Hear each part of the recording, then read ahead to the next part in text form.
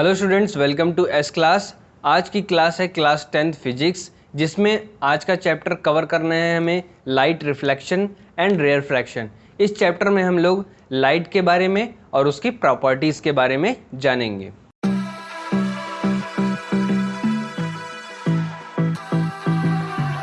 हमारा सबसे पहला टॉपिक क्या है? लाइट। लाइट के बारे में आपने अपने प्रीवियस क्लासेस में भी पढ़ा होगा कि लाइट क्या है, कैसे है। तो आपने जाना होगा कि ल्यूमिनस लाइट क्या होती है, नॉन ल्यूमिनस लाइट क्या होती है। तो मेरा क्वेश्चन ये बनता है कि जो सन है वो ल्यूमिनस है कि नॉन ल्यूमिनस है? कुछ गलत पूछा? नहीं। आप कमेंट्स में हमें बता सकते हैं। इसके बाद अब हम लोग बढ़ते हैं लाइट के और क्या एग्जाम्पल हो सकते हैं और ये किस तरीके से परफॉर्म होती है हमारे लाइफ में और इस चैप्टर में।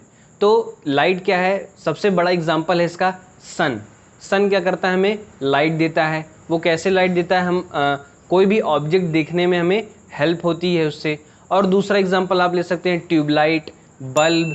ये सब क्या हैं? लाइट के एग्जाम्पल्स हैं। ये सब हमें लाइट देते हैं जिससे हम क्या कर सकें, किसी भी ऑब्जेक्ट को देख सकें। फॉर एग्ज़ाम्पल, जैसे आप यहाँ पर खड़े हैं, आप यहाँ पर खड़े हैं और यहाँ पर कोई भी ऑब्जेक्ट है, जैसे कोई टेबल है, तो यहाँ पर सन है या फिर आपके रूम का बल्ब है।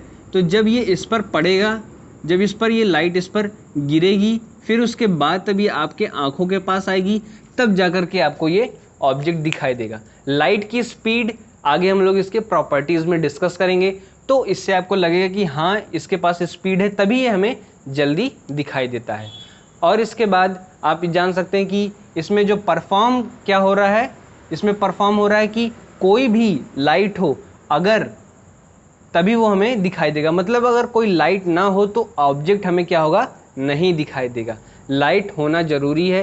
कहीं पर भी अगर हमें कोई भी ऑब्जेक्ट को देखना है, चाहे वो दूर हो चाहे पास हो, अगर लाइट है तभी हम उसे देख सकते हैं। और वो कैसे परफॉर्म होती है? उस ऑब्जेक्ट पर गिरती है और उस ऑब्जेक्ट से रिफ्लेक्ट होकर हमारी आंखों तक आती है, तब हम उस ऑब्जेक्ट को देख पाते हैं। क्लियर? अब हम लोग बढ़ते हैं इसके प्रॉपर्टीज़ की ओर।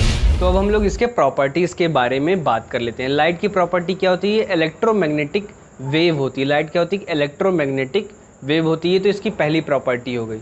दूसरी प्रॉपर्टी क्या होती है?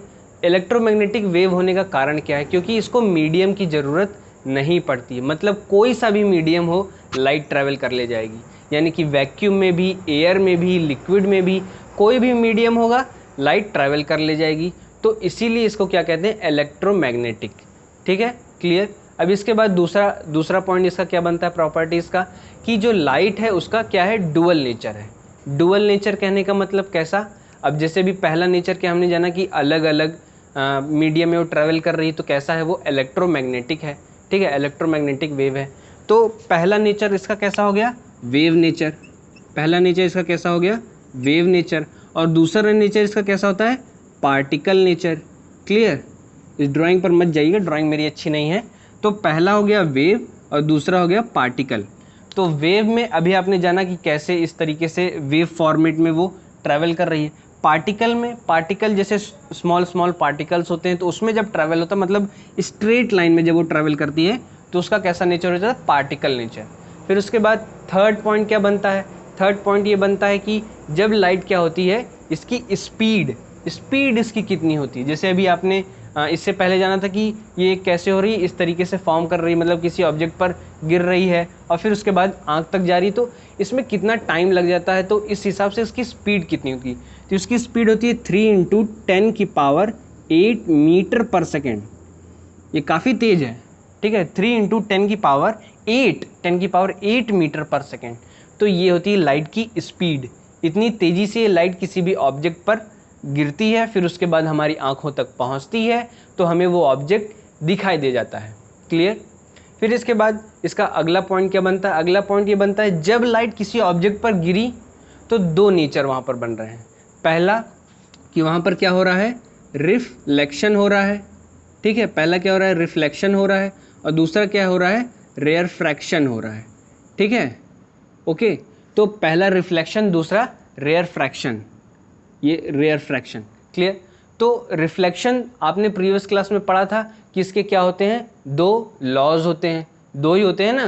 कुछ गलत पूछा? नहीं। हाँ, तो दो लॉज होते हैं। उसमें पहला क्या होता है? जब कोई भी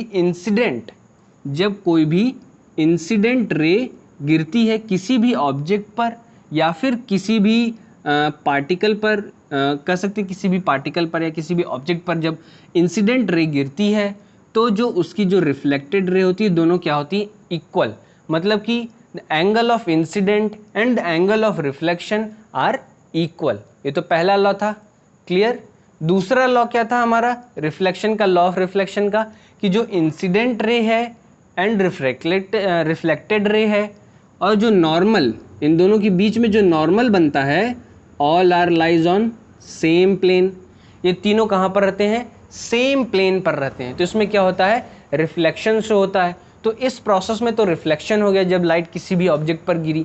अब दूसरा केस क्या बन रहा है, अब जैसे अभी आपने जाना कि जब ये एक मीडियम से दूसरे मीडियम में ट्रेवल की, मतलब वाटर से एयर से अगर वाटर में ट्रेवल करती है तो क्या होता है, तब वहाँ पर रेयर फ्रैक्शन परफॉर्म होता है।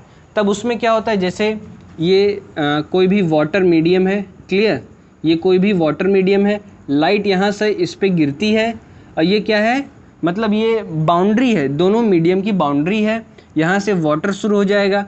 तो ये क्या होता है, धीरे धीरे क्या हो जाता है, बेंट होने लग जाता है। ये क्या हो जाता है, ये धीरे धीरे बेंट होने लग जाता है।